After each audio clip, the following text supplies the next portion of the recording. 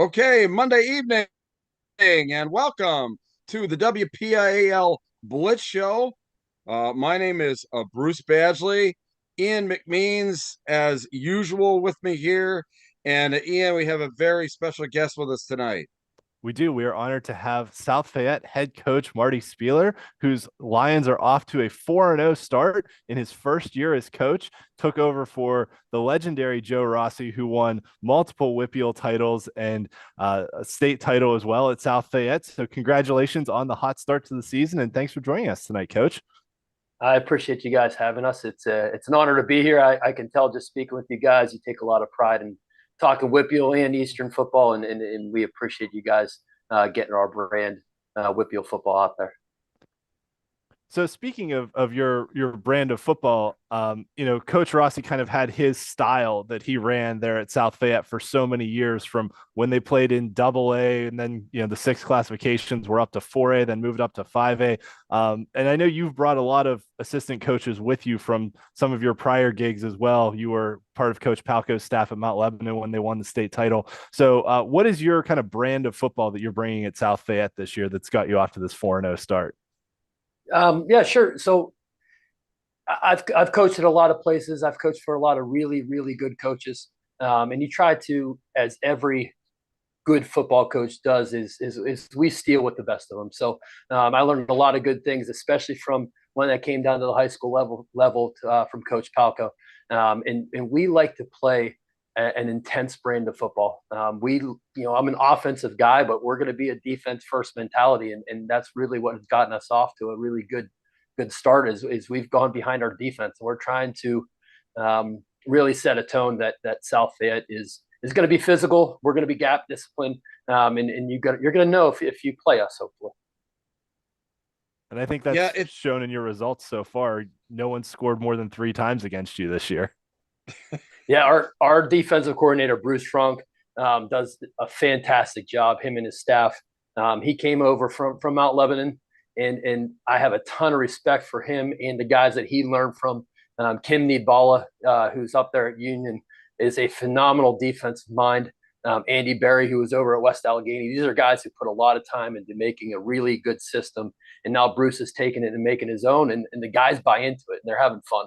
And really, at the end of the day, it's high school football. You want these guys to have fun. You want them to play football in the fall. You want to play basketball or wrestling in the winter. You want to play track or baseball in the spring and have fun doing it. And our defensive staff's really allowing those guys to play with a lot of passion, and it shows in their coaching. You have one of the most interesting schedules, I think, maybe in the state. I mean, your first 4 games, you've played a 3A, a 4A, a 5A, and a 6A school.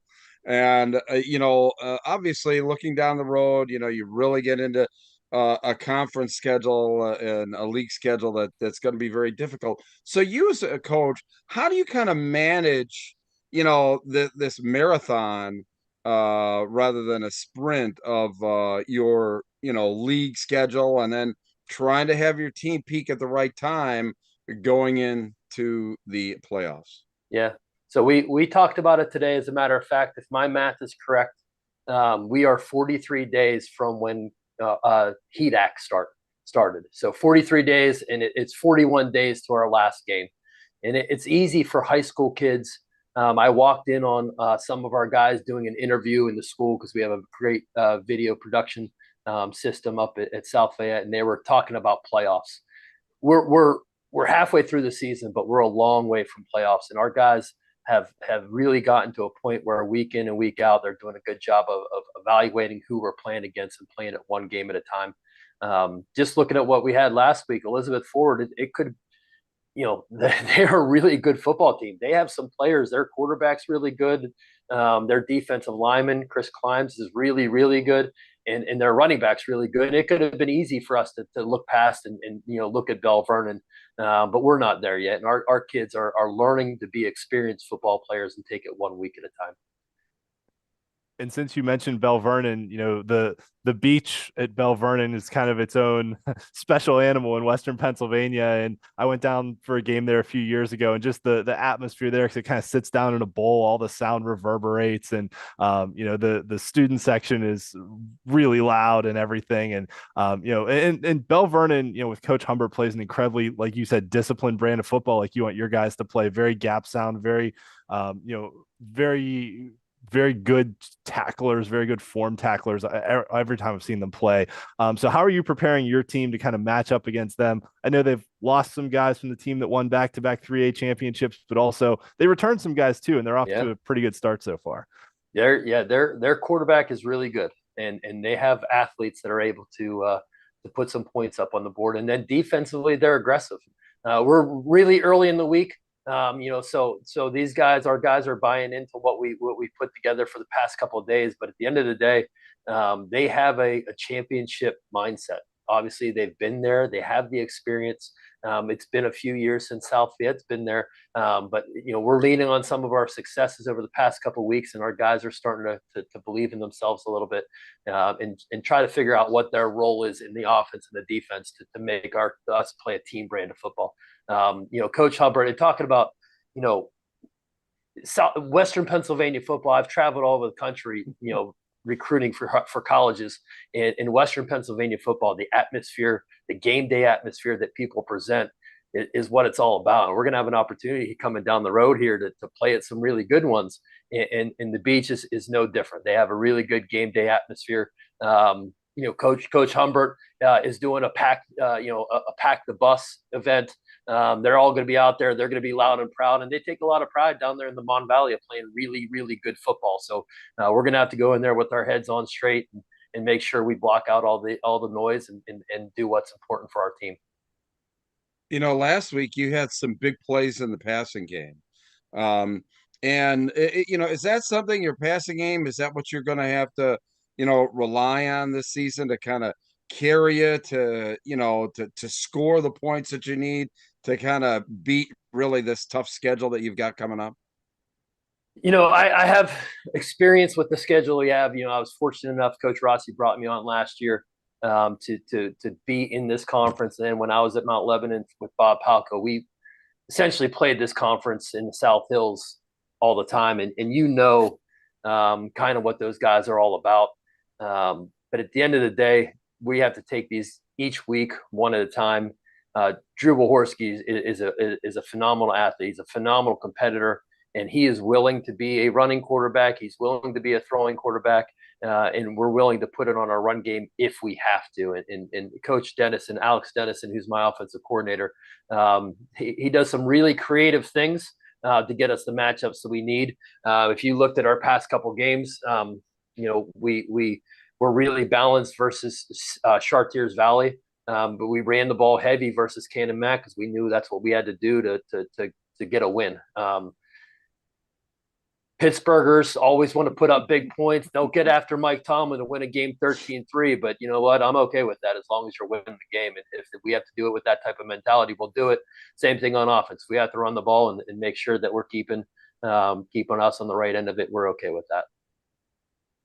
Yeah, in your conference so far this year, I think there's 4 teams that are off to 4-0 starts so far before you even get into conference play. I mean, it's like the SEC where it's just week after week after week. And I know back on our season preview show, I said, this Allegheny 6 conference in 5A, I think the last 6 straight years has put a team in the WPIAL championship game. And it's been a different team for a number of years. Moon's made it, St. Clair's made it.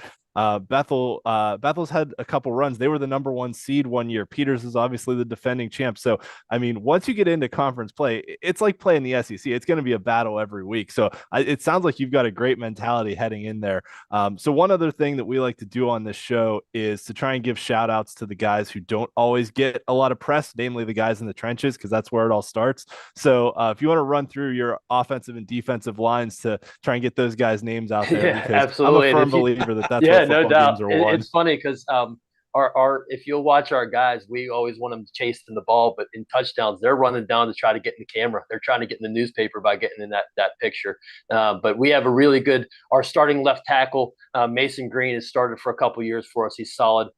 Brady Onda was playing tackle for us. He's moved down into guard because we had an injury of Tyler Ring, who wasn't able to play last week. Connor Heiser is our center, and he's very committed to knowing his job and getting everybody on the right spot. Caden McShane is a sophomore baseball player. He's one of those guys who just hits dingers, man. He's a big kid, but he's, as a sophomore, is really coming along. He's probably made the most growth in that group. And then Colton Astorino is our starting right tackle, who is a junior. On the defensive line, Louis Shinosi is a senior, tall, athletic kid. Plays with a high motor. The thing about it is we have Vinny Siccardi came over from Bethel Park as a D-line coach. He came over. He coached with me at Lebo. Really, really good coach. And he probably plays 6, 7, 8 guys in a 3-man front. So Louis is always there and active. Tyler Ring, who I mentioned, is always there and active. And then Donnie is always a big nose. Is going to be pretty active there as well. But we're always cycling through those guys to get them. If we have 10 good players, we're going to play 10 good ones because we want to make sure everybody's there and involved. That's awesome. And that's great to hear too, because I know some coaches in the past, I'm not going to name names, but at some large schools were basically like, I'm going to play the seniors because it's their turn. And if you're an underclassman, you've got to wait your turn, regardless of how good you might be. But it's great to hear that, with that rotation, everybody's getting all right, I'll name names. The former Upper St. Clair coach historically was like that. And like Sean Lee, who went to Penn State, was one of the best linebackers, like didn't play till his junior year. And it was a big deal that Sean Lee played as a junior because like it was like no juniors play for Upper St. Clair. It's like the seniors, but he was so good that he got to play. So and I have a lot of respect for what Coach Render did there, but like that was just his mentality, it was the seniors that played. So I love hearing that like the underclassmen are getting opportunities too, because that's how you start to build your program for the future too. Absolutely. And guys, most of the time, because again, I played at Woodland Hills, one of the first underclassmen that played for us was Steve Breston, and he turned out to be pretty dang good.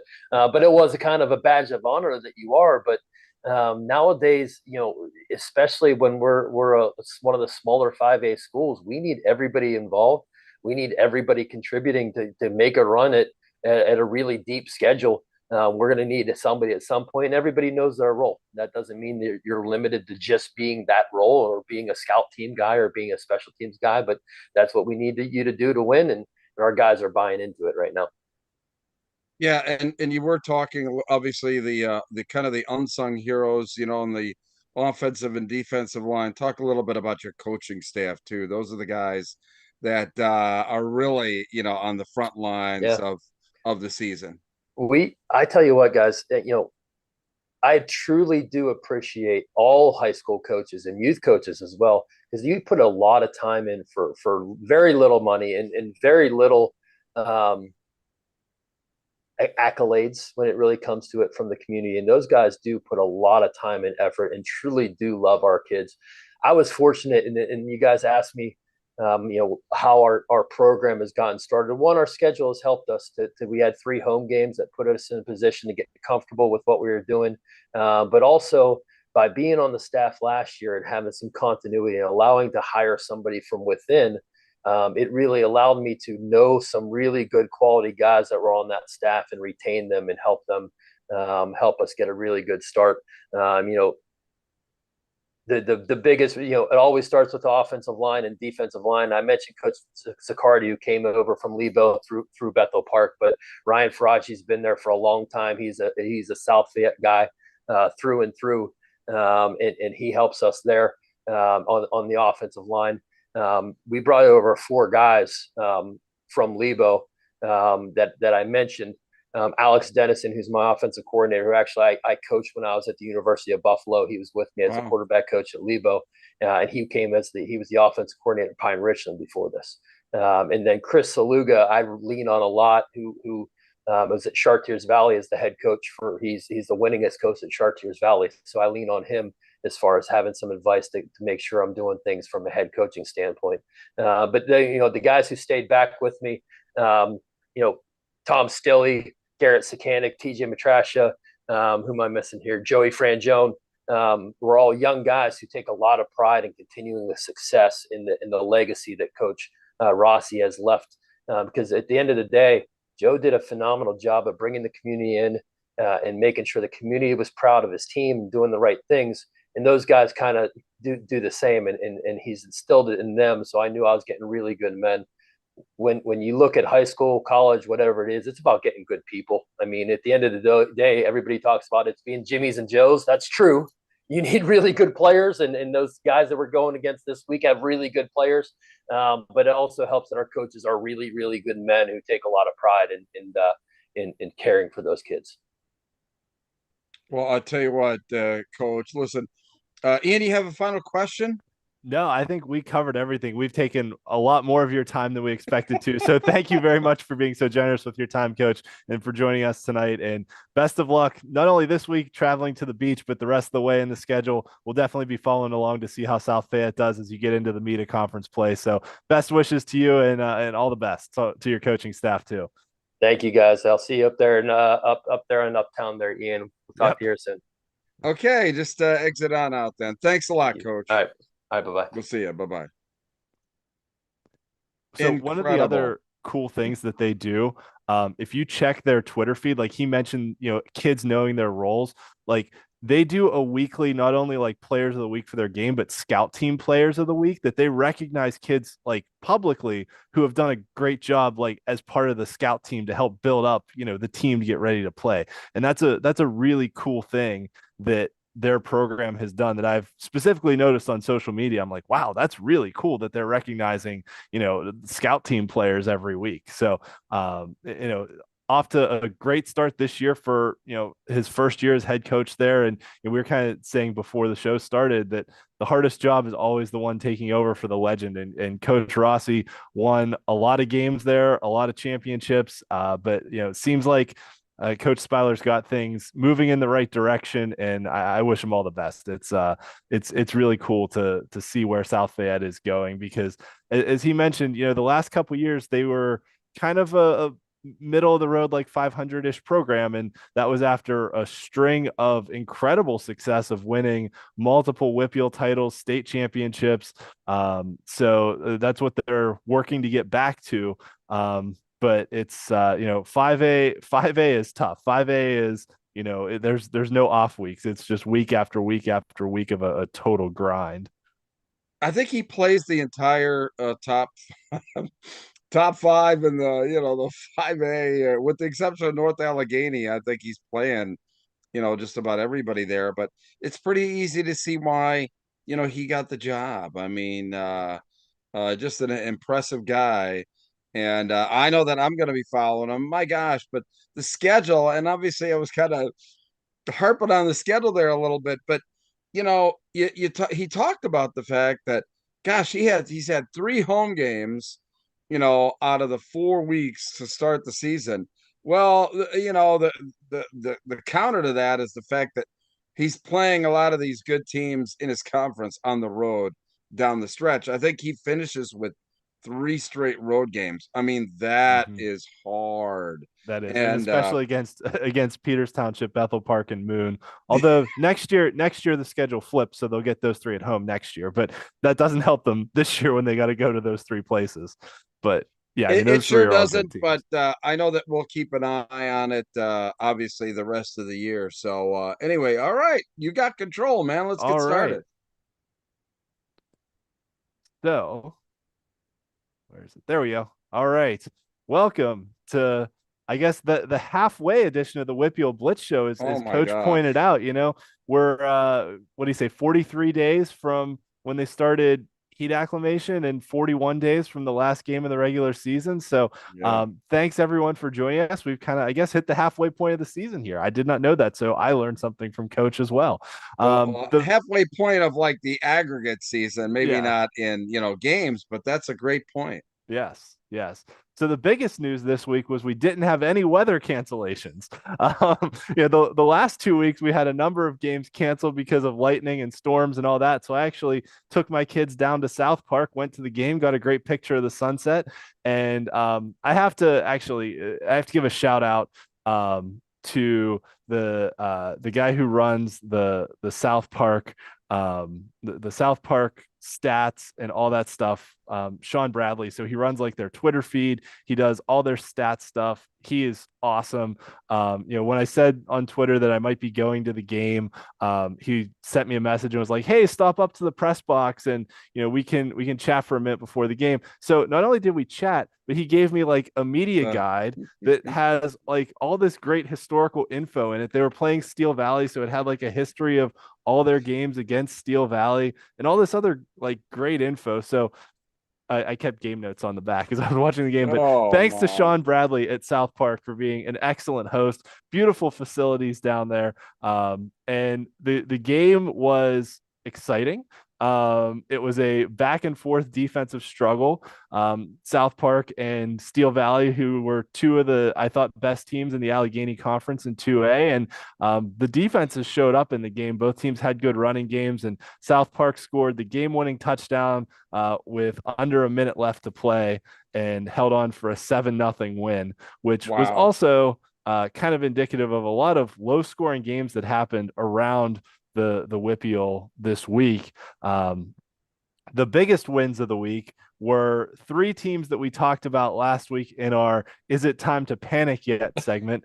And we said, no, it's not time to panic on any of these teams. And they all came out and got decisive victories. I think McKeesport, arguably the most impressive, beating Bell Vernon 28-7.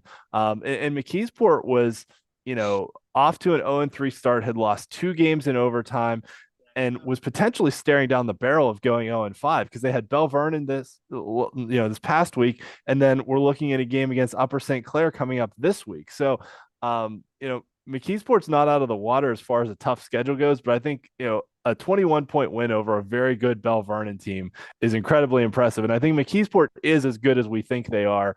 They've just had such a hard schedule that once they get into conference play, I fully expect them to turn it on and potentially win their conference, but just had a brutal non-conference schedule. The game of the week, Pine Richland against North Hills. Both of those were undefeated teams. Pine Richland jumped out to an early lead. North Hills battled back, and Pine Richland got a field goal and a safety late to kind of pull away. North Hills scored a late touchdown to make it a little closer, or maybe a late field goal. But nevertheless, Pine Richland pulled away in the fourth quarter and got a 29-24 victory to put themselves in pretty good position in the Allegheny Conference in 5A. The upset of the week, Waynesburg, who we've been talking about, I feel like every week on the show. We had their coach on last year, really starting to turn things around as a program. Last year, Waynesburg ended a decade-long playoff drought, and now they just upset Washington, who's kind of one of their traditional rivals, but also, the defending conference champions in the Century Conference, and also a 2A semifinalist last year. So that win, I think, puts Waynesburg on the map as a potential contender in 2A. And then some other noteworthy results: Seneca Valley beating Norwin, South Allegheny beating Ulsh to get off to their first 4-0 start since 1977. South Park, that 7-0 win over Steel Valley, and then Elwood City in an absolute shootout, beating Mohawk, who was one of the top contenders for the conference title in the Midwestern Conference last year. So Elwood City putting themselves in position to contend for a conference title too. Elwood City, it seems to be on the show every single week for one thing or another, and just good stuff from Elwood City. I mean, we started talking about them years ago, and they've really lifted themselves up to respectability in the WPIAL. Yeah, and that's one of those stories where they had a long losing streak. And like we always talk about, success takes time and you got to build your way there, right? That Elwood City had the long losing streak, and then they snapped the losing streak, and then they snapped the conference losing streak. And then last year they make the playoffs for the first time in, well over a decade. And then it just keeps building. Now they're potentially contending for a conference title, and it just keeps going. So yeah, Elwood City, great story there. Dan Bradley's done a great job up there. So yeah, it's we may have to get him on the show at some point. Actually, he was on the show when he was the head coach at Olsh before they played in the WPIAL championship game the one year against Bishop Canevin, because we had both head Right. coaches from those teams on. So he's been on the show before.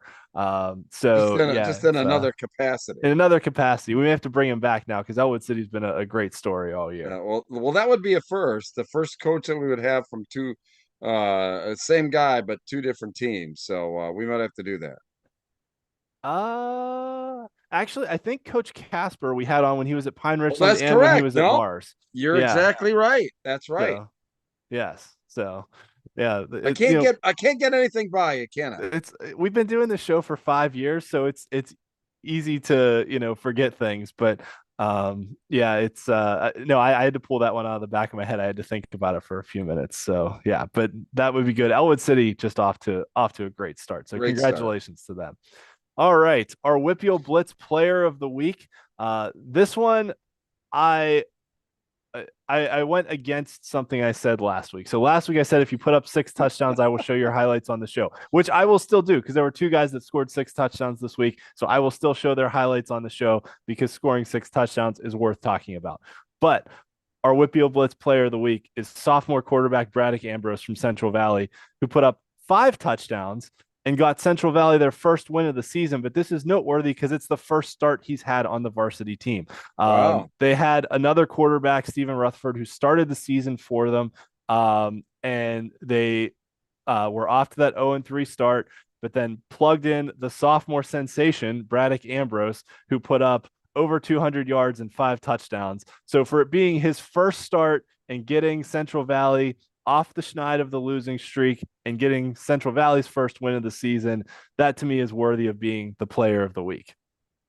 A lot of pressure, a lot of pressure. I mean, if he's that, obviously that sensation there, a lot of pressure on him to come through. And as you said, he came through and easily, I think, the player of the week. Yes. So, all right. So we'll start with some highlights here from our player of the week, Braddock Ambrose, as Central Valley's quarterback. Nice little slant route here for a touchdown, or I guess medium post, not quite a slant. Slants are usually under 10 yards.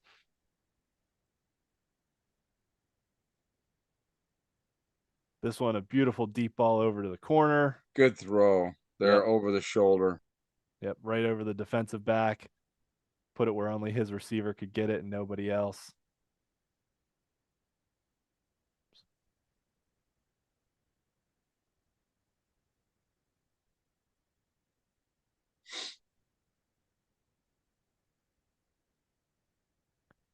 And this is a pretty good McGuffey team that they were playing to. Another nice one right over the defensive back for 3rd touchdown. And that's great recognition too. I mean, if you go back to that play, I mean, the guy was isolated, and that had to be some kind of an audible too when they see that.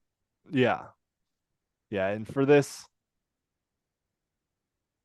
being his first start on the varsity team to come in and put up 5 touchdowns like this is just an all-around great performance and definitely worthy of being our player of the week. And like I said, McGuffey's no slouch team. They're a good squad. They're well coached. They play disciplined, hard-nosed football, and to put up these kind of numbers is very impressive.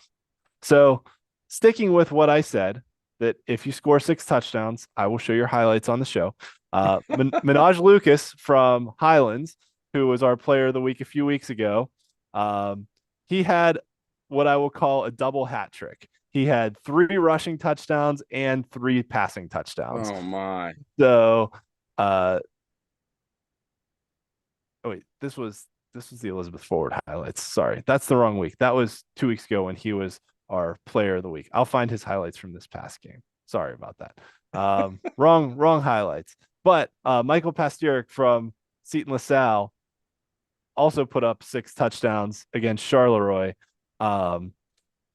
So we've got some highlights here from that game. And wow. Down the seam. Yeah. But oops, sorry about that. And I will say that Charleroi is not great. So nothing against nothing against what Michael Pasteuric did. 6 touchdowns is 6 touchdowns. That's impressive any way you slice it. But Charleroi is currently tied for having the longest losing streak in the WPIAL.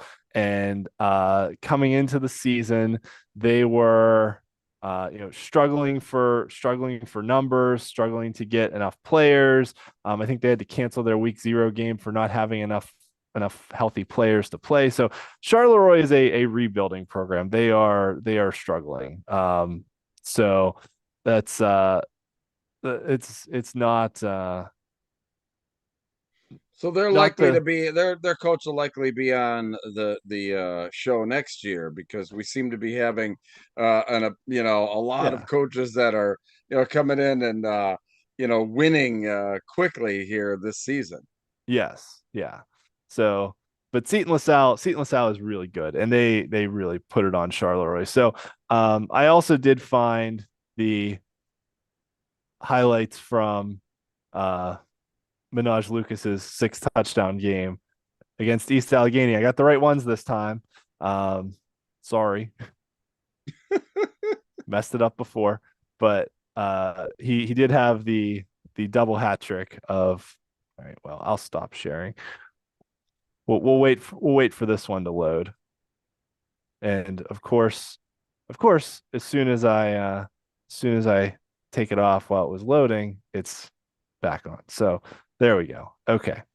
All right. So this was the double hat trick performance of six total, 3 passing, 3 rushing touchdowns. And I mean, you can see the elusiveness, keeps his eyes down the field, finds an open receiver. Good patience. Yes, very good patience. And I mean his athleticism with what he can do with the ball in his hands. We've talked about this before on the show of just, teams are now starting to put their best athletes at quarterback rather than at running back or wide receiver, so that they're the ones that get to touch the ball every play, and kind of regardless of what the play call is, it's your best guy's going to touch the ball. So Uh, congratulations yeah, to clearly a point of emphasis in coaching is to get yeah. the ball in your best athlete's hands. I mean, however you need to do it. Yeah. Yeah. And I think too that, nowadays, or at least recently, there have been a lot more, um, you know, training and camps and things like that that are available to these high school kids. So you see kids at a younger age, um, have a lot more developed skills as far as being able to what they can do with passing the ball and things like that, than we saw in the past. So it's a lot easier to train these guys up from a young age to do multiple things. Look, the Division 1 football recruiting process, if you want to be a D1 guy, I mean, you really have to be that guy in your sophomore year of high school. If you're not, because between, I mean, your junior year is when you're going to get the offer, and you're going to get the offer typically, either during or just, following your junior season. So your sophomore year, you've really got to put a lot of good um, material out there on film, and that's what exactly what you talk about. These guys have to be at a young age much more mature and much more involved in the game plan of the team that they're playing for. Yeah, yeah, absolutely. So yes, that is correct. All right, so moving right along here, to our top performers of the week. I've already mentioned 3 of them. Braddock Ambrose, our player of the week, Minaj Lucas from Highlands, and Michael Pasteuric from Seton LaSalle. Jerron King from New Brighton, another great story. New Brighton came into this year with, hadn't won a game in over 2 years, one of the longest losing streaks in the WPIAL. They're off to a 3-1 start, and just snapped a long conference losing streak as well, which we'll talk about in a minute on our streak watch. But Jerron King, their quarterback, put up almost 300 yards and 4 touchdowns. Drew Wahorski from South Fayette that Coach Spieler talked about at the opening of the show. 279 and 5 passing touchdowns in their big victory this past week over a very good Elizabeth forward team. Yeah. Devontae Dean from Carlinton, another 5 touchdown performance, 300 passing yards on 4 touchdowns, plus 173 rushing yards and a touchdown. Carlinton, another team, came in, had a long losing streak that they snapped last year. Now they're starting to win a couple more games. They're off to a 3-1 start. Their only loss was against a pretty good South Allegheny team. So, it's these good stories that we like to tell, but now you're starting to see these really good players start to emerge from these programs as well. And Meonte Mott from Bishop Canavan, 4 total touchdowns, 2 on the ground, a kick return, and a receiving touchdown. So congratulations to all of our top performers this week in week 3. And there were a lot of other good ones. There were some other 5 touchdown performances that I had to leave off the list because I wanted to be able to tell the stories of these guys on the list. Well, Coach Spieler, I tried to kind of, probe him a little bit, regarding Walorski, because I mean, he really looked impressive in their win, last year. But he touched on the fact of whatever they need to have him do, whether it be running or throwing, that's what they're going to have him do. But clearly, he seems to be one of those guys that can really throw the football. Yeah. Yeah. And I'm pretty sure this is his first year as a starter. Don't quote me on that, but I think it is. So to be able to step in and, just take the reins of the offense, and he is both their leading rusher and leading passer. So, he has kind of done it all for South Fayette, but it's like we've talked about with these dual threat quarterbacks. You see them more and more these days, just because they're putting the ball in the hands of their best player every play. Yep. All right. So I mentioned our streak watch. Bell Vernon losing to McKeesport. So Aliquippa will be the only team that enters week 4 with a winning streak overall that stretches beyond this season because the Quips and Bell Vernon were the only ones that won state titles last year. But as far as wins versus WPIAL opponents go, 4 of our previous WPIAL champions are still winning games. So their streaks all continue with Aliquippa, Fort Cherry, Peters Township, and North Allegheny. As far as active losing streaks go, I mentioned Charleroi had a tough time with Seton LaSalle. They're going to have a tough time with a lot of teams this year. Baldwin played a closer game than they've had against a lot of other opponents. And Springdale Valley, Quaker Valley, a little bit of a surprise that Mount Lebanon, has lost 5 in a row. But I think they're going through some transitions there. The new head coach there this year, and starting some young players. They're just trying to rebuild that program now. But 6A is still wide open for those last couple playoff spots. We'll see how those things shake out. Yep.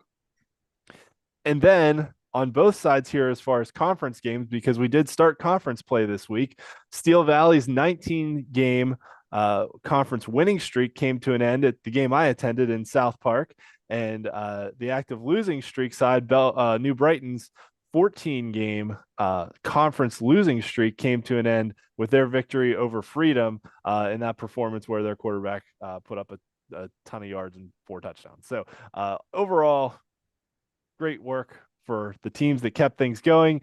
Congratulations to New Brighton for ending their long losing streak, and we'll see how the rest of these ones go because as you can see on here, some teams played non-conference games. So we're just starting to get into conference play here. Once we hit week 5, it'll kind of be in full swing. So speaking of which, we're in week 4 now. So conference play does continue for the teams that have 7 or 8 teams overall in their conference.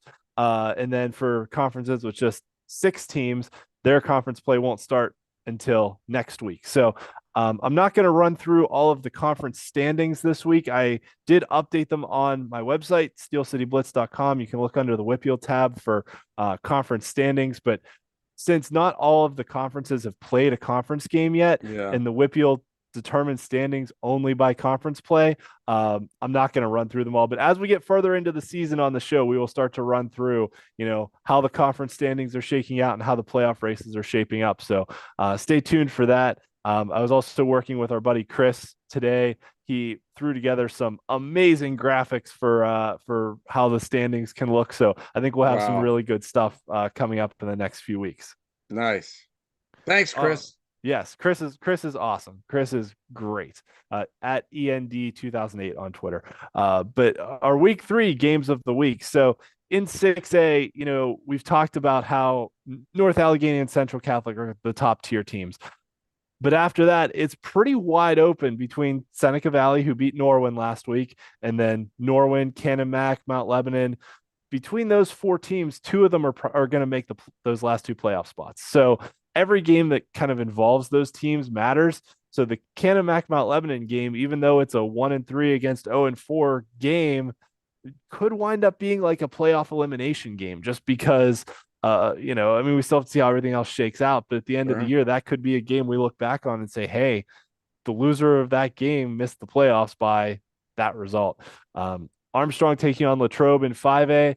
That's that's another really good matchup. Armstrong likes to throw the ball. Latrobe likes to run the ball. So that should be a good one. A non-conference game in 4A, Montour against Mars. Mars is a good team that has had an absolutely brutal non-conference schedule.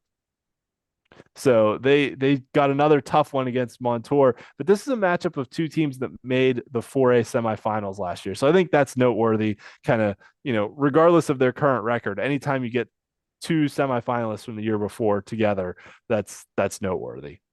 Well, you look at some of these teams that you got on the games of the week that are 1-3, like Central Valley and Steel Valley and Penn Hills. I mean, these are all schools that, quite honestly, I look for them to kind of flip the switch.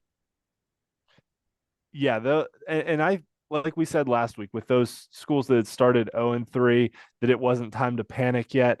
And I agree. I think once we start to get into conference play, these teams are really going to start to flex their muscles. But jumping down to Penn Hills, they're 1-3 and have to play Aliquippa now. So yeah, right. it's no favors done by the schedulers there. Yeah. But like we talked about earlier in the year too, right? That the WPIAL tried to create these marquee non-conference matchups and try and match up good teams against other good teams, and then rebuilding teams against other rebuilding teams. So you didn't just get mercy rule slaughters every week. And I applaud them for trying to do that. But what can happen is you get Central Valley starting 0-3, Penn Hill starting 0-3, McKeesport starting 0-3. So there are good teams that have started the year 0-3, 1-3, somewhere along those lines. So we'll see how it plays out once we get into the thick of conference play.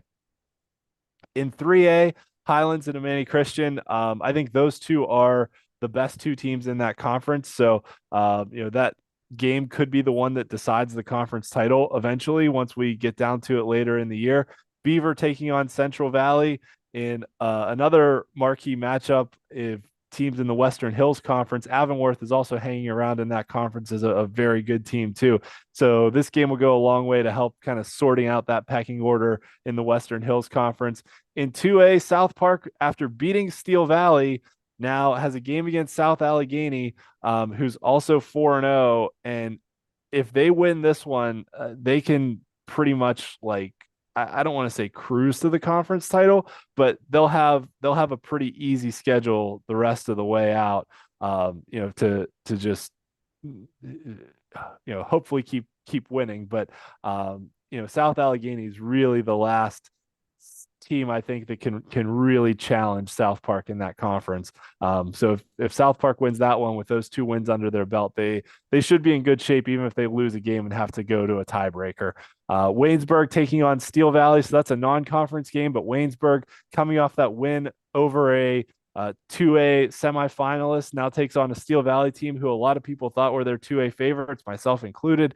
So another measuring stick game for Waynesburg. And then arguably the best games of the week are in 1A. All of them coming out of the Black Hills Conference. Bishop Canavan taking on Cornell and Fort Cherry taking on Monessen in a battle of undefeateds. That conference is insanely good, and those 4 teams are going to battle it out for the conference title. And it's going to be a lot of fun to just see how this all shakes out, because those teams are all off to great starts this year. Yeah, and that's the thing is they're off the great starts. Now, the rubber hitting the road in the conference schedule. They're really anxious to see, how everything plays out with Cornell.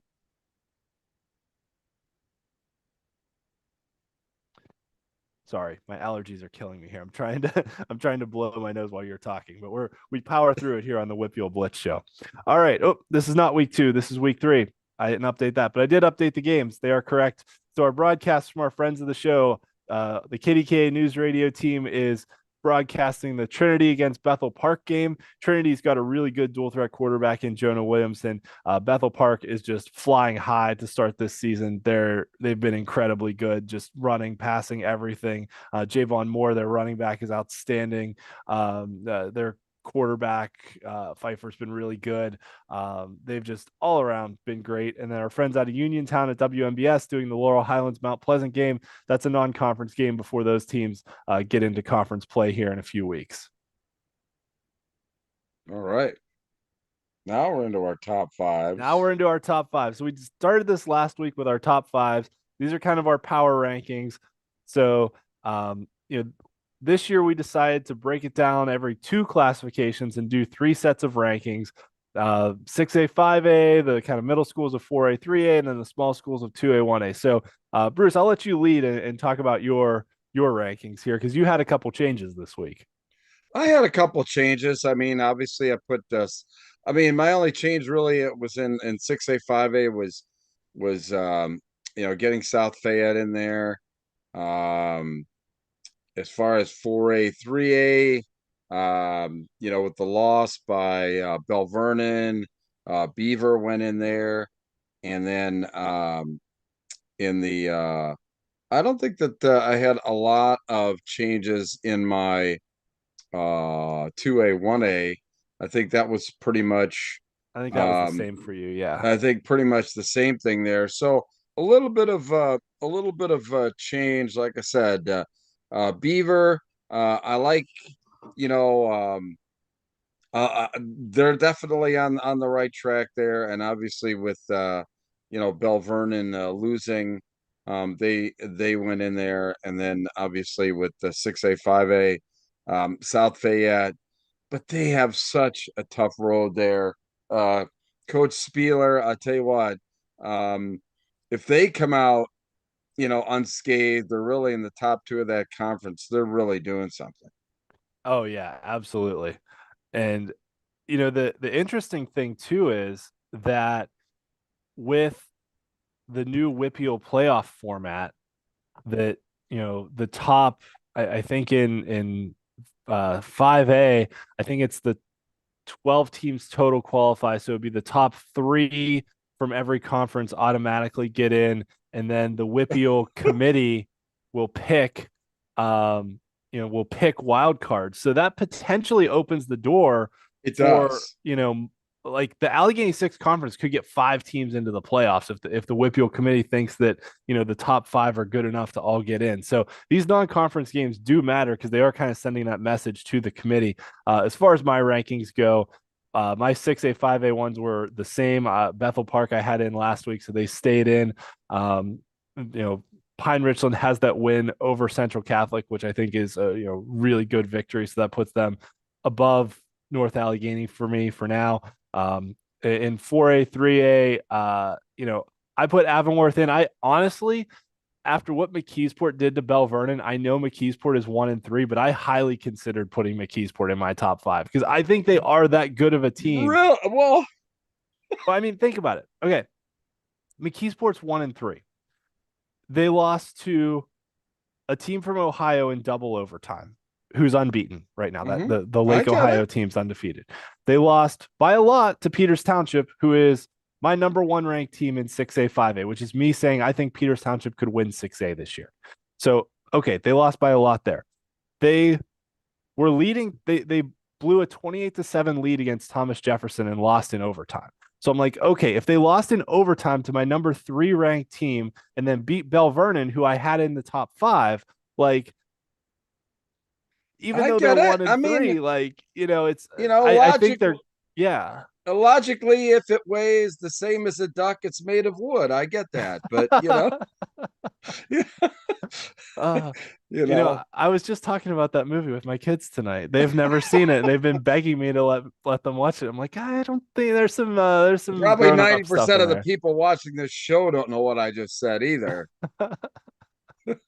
She turned So me into a anyway, newt. All right. Well, all right. Enough with the Monty Python and the Holy Grail. And then my 1A, 2A rankings stayed the same as well. So the other thing we have is our statewide rankings, which this is based on a statistical formula that I made up. But I think it does a pretty good job of kind of balancing out, quality of opponents versus victory, margin of victory and other stuff. So, looking across our statewide rankings here, Imhotep Charter lost last week, slipped down the 6A rankings a little bit. Harrisburg was a big mover coming up. yeah, and the tough part Yeah, that was to a non PIAA team, right? That they yeah, that was lost to last. East St. Louis, I think it was. Yeah, So, but which quite honestly, which when the PIAA actually does their power rankings, you have to be a PIAA team for it to affect the power rankings. So, but that's neither here nor there. These are our rankings. these are our rankings, and I do take into account games against out of state teams, and I have a factor for that worked into my ranking system. But yeah, no, I think, like we said last week, it's early in the year. There's mostly small sample sizes for these teams, 3-4 games. So the more data that gets put in, the better it'll be. Overall, my gut instinct is I probably have the right 10 teams. They might be in the wrong order, but I probably have the right teams on the list here. I would agree. I mean, the deck will probably be, reshuffled, a little bit there, but yeah. Yeah. And in 5A, once again, maybe the order is different, but I think it's probably about the right teams. Two moving up this week: Westchester Ruston and Conestoga Valley, who are both undefeated. I know nothing about those teams, but I think three WPIAL teams in the top four is reflective of how good those teams have been and how much they've been beating everyone by this year. Like Upper St. Clair is averaging like 43 points a game. They're just annihilating teams this year. It's crazy. Conestoga Valley and Ruston, both good ads. Ruston, typically a powerhouse out of District 1, and Conestoga Valley, I mean, really coming through. That's a team, quite honestly, Section 2 of the Lancaster Lebanon League. Boy, they're going to give. Everybody's probably heard of Exeter Township. Those two teams are really going to battle it out for Section 2 of the Lancaster Lebanon League. And for District 3 5A, those are probably the two top teams right now. Yeah, and I think McDevitt being off to a 3-1 start, moving up from 4A to 5A this year is pretty impressive, although they've got some really good players on that team too. Mm-hmm. All right, moving on to 4A and 3A. Aliquippa, Montour, Thomas Jefferson maintaining their spots atop the rankings. And, building on what I said before, my formula likes McKeesport. Wow. Sneaking into the top 10, even with a 1-3 record. I think that speaks to how narrow their losses have been and the quality of opponents that they've played. Allentown Central Catholic and Pope John Paul II moving into the 4A rankings as well. Yeah. No, and yeah, that's tough. Jersey Shore lost a close one. But yeah, 4A, that's really just a minefield in the state this year. It is. And I think, like we've talked about in previous years too, that 4A is really the classification where you start to get a good distribution of districts statewide that, 5A, 6A is pretty much like the Eastern districts, District 12, District 1, District 3, and then a couple WPIAL teams, more WPIAL teams in 5A than 6A, but not much from the middle part of the state. Not, I mean, I guess there's Altoona and Hollidaysburg, but really like Sure. between Harrisburg and like the WPIAL area, there's not a lot. There's only a handful of teams in that whole region, maybe a couple Yeah. of District 11 too. But 4A is where you really start to get that distribution of, you got District 4 team, you got District 3, 11, 12 WPIAL teams. So that's really where the the statewide picture starts to come into play. Yep, totally agree. In 3A, I think these records are indicative of how difficult the 3A scheduling for the WPIAL is. The one thing that I was surprised by when I ran the numbers this week with all the results was that Amani Christian fell out of the rankings. I think they were 11th. I would probably have them as my top ranked 3A team right now, personally. Yeah, me But too. I am reporting the numbers that my formula has run. So nevertheless, as like I said, as the season goes on, as we get more inputs into this, things will change. I think Amani Christian probably should be in the top 10. But overall, there's some good teams statewide here too. But the WPIAL did not do the 3A teams a lot of favors with the way they scheduled them this year. With Central Valley basically having to play a 4A semifinal team 3 out of the first 4 weeks. Yeah, well, okay, and then on to 2A and 1A. Southern Columbia, even though they lost, holds on to their second spot in 2A. WPIAL teams, Seton LaSalle, South Park, hanging around in there. I think that's probably about right as far as the WPIAL schools go. And then in 1A, Fort Cherry, Clairton, Westinghouse out of the Pittsburgh City League as the top 3. And as we've talked about before, the City League and the WPIAL are on different halves of the state bracket this year. So it is very possible that we get a City League versus WPIAL state championship game in 1A, which would be pretty cool. that would be pretty cool. I mean, it just would be. And like Westinghouse is that good. Like Westinghouse is really, really good. Their only loss is to Beaver, who's a 3A team and a really good 3A team. So, and it was a close loss too. So Westinghouse is really good. Fort Cherry's good. 1A is anybody's. Is wide open. And we're going to learn a lot about a lot of these teams as the season goes on too, because like Neshannock and Southside are in a conference together. Clairton and Jeanette are in a conference together. Fort Cherry, Cornell, Canavan, and Monessen are in a conference together. So we're going to find out a lot about these teams. They're going to start beating each other. Although shout out to Clairton, their defense is not allowed a point this year. The only points they've given up this year was on a pick 6 against Steel Valley. So, but when their defense is on the field, Clairton has not given up points, which is incredibly impressive. Yeah, it is impressive. All right. So our look back from our friends at PA Football History this week, it's week 4. So we're on to 1944. All these teams are Elwood City in there again. Yeah.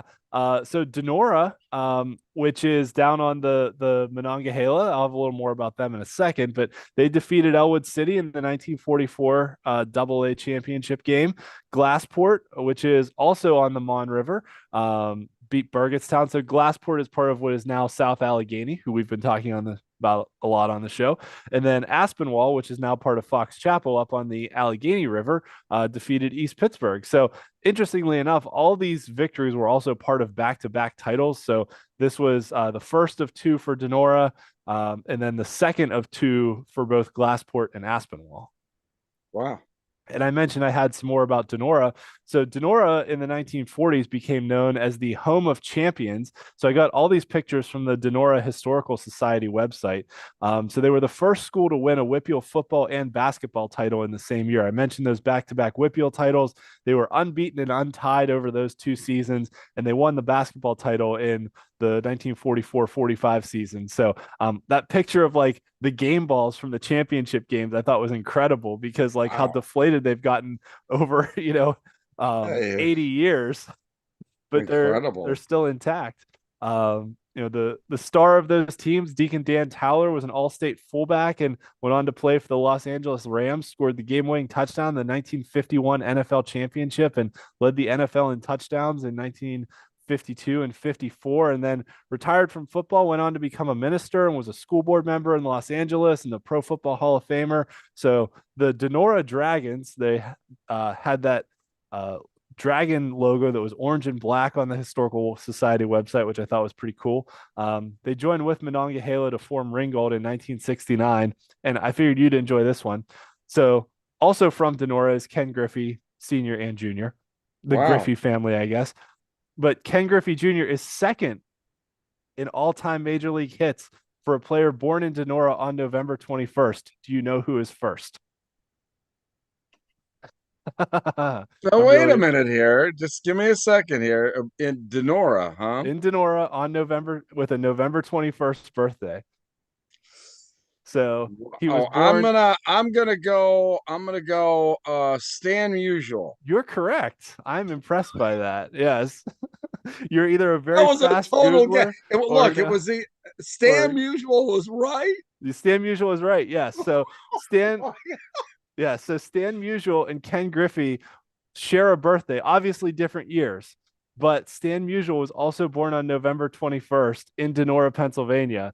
So Ken Griffey is second behind Stan Musial for someone born in his town. And there is no way in the world you thought I was going to get that. I had no idea that question was coming either. I know it was. I am incredibly impressed. That's very good. So, we like to do some fun things with these history look backs, right? We did we had the 200-pound guy named Hippo from Newcastle a few weeks ago. Now we've got the Stan Musial. Yeah. Good stuff. Oh God, I'm gonna have to clip that out. That was a good one. That was. I'm impressed. So, if you enjoy listening to us talk, there's other ways you can listen to us talk more. I do a Steelers podcast on Thursday nights. It's the Steel City Blitz podcast. You can check us out on YouTube or any platform. We do video on YouTube, or just listen to us on any other streaming platform. And then Bruce's Fresh Set of Down show, covering everything Eastern PA football related. I'll let him talk about that one. Yeah, we're live 7:30. Tomorrow night, our special guest is going to be Jason Roeder. He's the head coach of Bethlehem Freedom, who's undefeated, coming off of a big win last week over Nazareth. So, yeah, that'll be our special guest tomorrow at 7:30 on Fresh Set of Downs. We've got leaders, we've got our power rankings, we've got multiple guests, so it should be a good show tomorrow with my buddy Bob Long as well. Yeah, Bob will make an appearance and put in his power rankings and stuff like that too. Bob does a great job. We talked a lot before the state championship game last year to get him up to speed on a lot of the WPIAL teams, and the amount of time and effort and work that he puts into his broadcasts, like you can tell when he's doing it too. He loves what he does and he's really good at it. Yeah, the fans at LaSalle College High School just don't know how good they have it having Bob Long. He's a graduate of LaSalle College and LaSalle College High School in Penn State, and Bob is he's, in my mind, he should be the voice of high school sports here in Pennsylvania. He's got the voice for it. That's for sure. He does. And he's really got the passion for it too. I mean, he's great. All right. So thanks everyone for tuning in this week to the WPIAL Blitz show. You obviously know where to find us on YouTube. You can check things out on steelcityblitz.com with my games of the week articles and my updated standings pages and everything else that we will keep updated throughout the season. So thanks everyone for tuning in.